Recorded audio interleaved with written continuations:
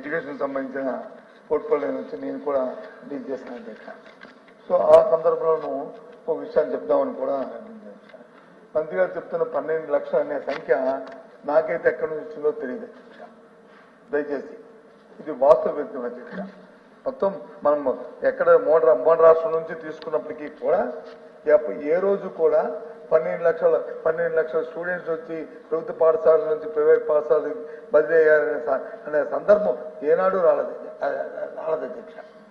దాంతోపాటు సరే వారేవో లెక్కలు చెప్తున్నారు, వారు సొంతంగా వాళ్ళ గడ్జిని తీసుకున్నామని చెప్తున్నారు, ఎక్కడ తీసుకొస్తున్నారు తీసుకురాండి అధ్యక్ష. అది దాంట్లో కాంట్రవర్సీ పాదలుచుకోలేదు అధ్యక్ష. దాంట్లో అయితే సౌకర్యాలు లేవు, ఏమీ లేవు అని సభ్యులు మాట్లాడుతున్నారు అధ్యక్ష. ఏమీ లేవు అని సభ్యులు మాట్లాడుతున్నారు అధ్యక్ష. అదే ఏ రిపోర్ట్ మాట్లాడినా రిపోర్ట్ ప్రకారమే చూసుకుని, లేదు ప్రత్యక్షంగా ఒక స్టడీ టూర్ లాగా ప్రత్యక్షంగా సభ్యులందరినీ తీసుకుని మాకు కూడా చూపెట్టండి. అంతకుముందు ఎలా ఉండేది, ఇప్పుడు ఎలా ఉన్నాయి స్కూల్స్, ఏ రకంగా ఉన్నాయి, 14, 15, 19 మధ్యన ఏ రకంగా ఉండేవి స్కూల్స్, 19, 24 మధ్యన ఏ రకంగా ఉన్నాయి, ఆ ప్రజలతో గ్రామ సభ కూడా పెట్టి డిస్కస్ చేద్దాం అధ్యక్ష. పర్వాలే, తప్పే లేదు.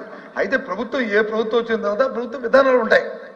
మీ విధానం మీది, మా విధానం వచ్చి మీరు తెలుగు మీడియంతో పాటు ఇంగ్లీష్ మీడియం కూడా ఎంకరేజ్ చేయాలని, దానికి సంబంధించిన టోల్ ఫ్రీ ప్రాథమిక దశ నుంచే టోల్ ఫ్రీని పెట్టి వాళ్ళకి నేర్పించాలని, లేదు ఇంగ్లీష్ మీడియంలో వచ్చి ఐబీ పెట్టాలని, సెంట్రల్ సిలబస్ తీసుకురావాలి, సిబిఎస్ఈ వచ్చి ఇంక్లూడ్ చేయాలని ఏ రకంగా చేస్తే, అందుకే అధ్యక్ష మన దగ్గర 78% ఇంగ్లీష్ మీడియంలో విద్యార్థులు వచ్చి పరీక్ష రాశారు అధ్యక్ష.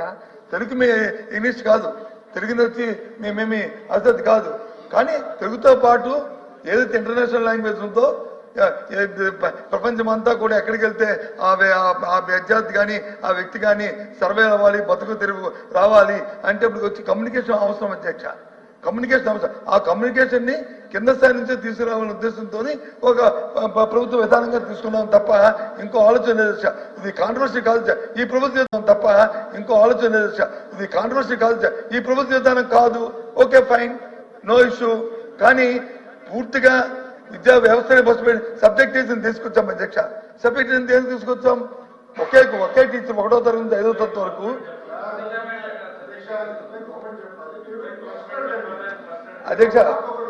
అధ్యక్ష నన్ను కూర్చోమంటే నన్ను కూర్చోమంటే నేను కూర్చుంటాను, నాకే అభ్యంతరం లేదు. కానీ మంత్రి గారు వచ్చి నేను మాట్లాడినప్పుడు నేను కూర్చుంటాను, నాకు అభ్యంతరం, ఈ నిమిషం కూర్చోబోతాను. కానీ ప్రశ్న కాదు, మీ వివరణ ఏంటో మాట అధ్యక్ష. నేను ముందు అధ్యక్ష నేను ముందు మాట్లాడినప్పుడు నేను ఒక విషయాన్ని చెప్పి మాట్లాడాను. ఈ ప్రశ్నతో నాకు సంబంధం లేకపోయినా నేను గత 2 సంవత్సరాలు ఈ అంశాన్ని, ఈ ఎడ్యుకేషన్ డిపార్ట్మెంట్ దీన్ని నేను డీల్ చేశాను కాబట్టి, నేను ఒక మంత్రిగా ఉన్నాను కాబట్టి నేను దీని గురించి మాట్లాడే ప్రయత్నం చేస్తానని చెప్పాను. వద్దు అంటే నేను కూర్చోబోయే అధ్యక్ష, మంత్రి గారు సమాధానం చెప్పి క్లోజ్ చెప్పండి అధ్యక్ష. నాకే అభ్యంతరం. మీకు ఏ వివరణ కావాలండి? నేను కొంచెం కాదు,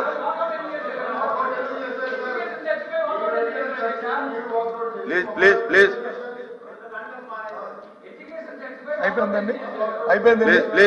అయిపోయిందండి.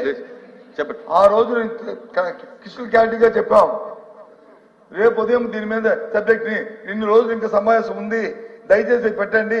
ఈ రోజు ఇది కాదు, ఈ రోజు మా ప్రధానమైన సమస్య వచ్చి మీరు ఏదైతే విద్యార్థులు వాళ్ళకి పడుతున్న ఇబ్బందులు ఉన్నాయో, వాళ్ళు ఏదైతే మీరు ఇస్తానన్న నిరుద్యోగ వృత్తి ఉందో దాని మీద మా తాలూకా ఎజెండా మోసం ఇచ్చాం, దాని మీద చర్చ జరగాలని చెప్పి ఆ రోజు అడిగాం. ఆ రోజు దాని మీద చెప్పకుండా ఆ రోజు అంటే అధ్యక్ష అంతే. ఇప్పుడు పెట్టండి, రేపు ఉదయం పెట్టండి చర్చ, మళ్ళీ మాడదాం. మంత్రి నా చిన్న సబ్మిషన్ సార్, తమరు నిర్ణయం తీసుకోవాల్సింది ఈ సభలో ఎప్పుడు ఏది చర్చ జరగాలి అని. ప్రతిపక్షంలో కూర్చున్నటువంటి వారు కాదు, ప్రభుత్వానికి మాకున్న విజ్ఞప్తులు మేము ముందు పెడతాం. సభలో చర్చ జరిగేదానికోసము మంత్రి గారు ప్రిపేర్ అయిపోయి 2.5 గంటలు దాని మీద చర్చ చేస్తే వారికి కన్వీనియంట్ గా లేదు, మేము కాఫీ తాగడానికి వెళ్ళాలి, వాకౌట్కి వెళ్ళాలి అని చెప్పి వాళ్ళు వెళ్ళిపోయి ఇవాళ వచ్చి ప్రశ్నోత్తరాల సమయంలో దాని మీద నేను చర్చ మాట్లాడతానంటే ఎట్లా సార్? ఇది తమరిని స్వయంగా ప్రశ్నించడం సార్, మమ్మల్ని కాదు. తమరు తీసుకున్న నిర్ణయాన్ని ఈ సభలో దీని మీద చర్చ జరుగుతుంది అని మీరు తీసుకున్న నిర్ణయాన్ని మాకు కుదరదు అని అంటే సంతోషం. కానీ మేము డిక్టేట్ చేస్తాం, మేం చెప్పినప్పుడు సభలో చర్చ పెట్టాలి, మేం చెప్పిన అంశమే మా టైం ప్రకారం రావాలి, ఈ ఆలోచన కరెక్ట్ కాదు సార్.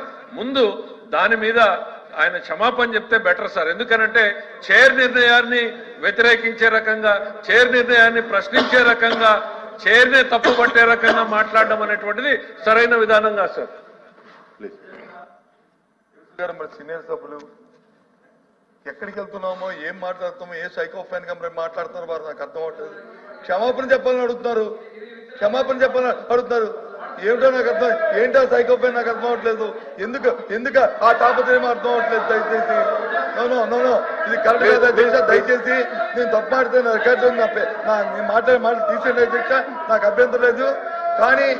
కానీ ఈ టైప్ ఆఫ్ ఈ విధంగా please please please please please ఆయన క్షమాపణతో తొలగించమనండి, ఆయన క్షమాపణ తొలగించమనండి, ఆయన క్షమాపణ తొలగించమనండి. ఏమనుకుంటున్నారు అధ్యక్ష?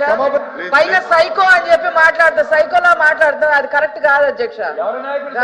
సైకో అధ్యక్ష, నేను ముందే చెప్పాను నేను మాట్లాడుతుంటే ఎందుకంటే నేను ఈ క్వశ్చన్ లో నేను కాదు, దయచేసి నేను ఈ క్వశ్చన్ లో నేను సిగ్నేటరీని కాదు. నేను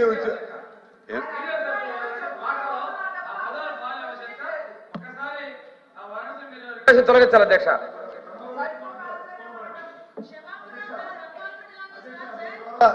మీ ద్వారా కూర్చోమ్మా ఎందుకు సార్ ఉన్నారు కదా, కూర్చో. మీ మంత్రి గారు ఉన్నారు కదా, కూర్చో. అధ్యక్ష, మీ ద్వారా నేను అడుగుతున్నాను అధ్యక్ష, ఈ విషయాన్ని తెలిసిన విషయాన్ని నేను మంత్రి ఉన్నప్పుడు జరిగిన విషయాన్ని మాట్లాడమంటే మాట్లాడతాను, వద్దు కూర్చోండి ఇంకో ఫోరంలో ఏంటంటే వస్తాను. ఆయన మంత్రి గారిని చెప్పనండి, నేను వస్తాను.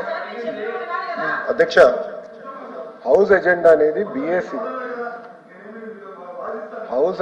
హౌస్ ఎజెండా అనేది బిఎస్సి నిర్ణయిస్తుంది.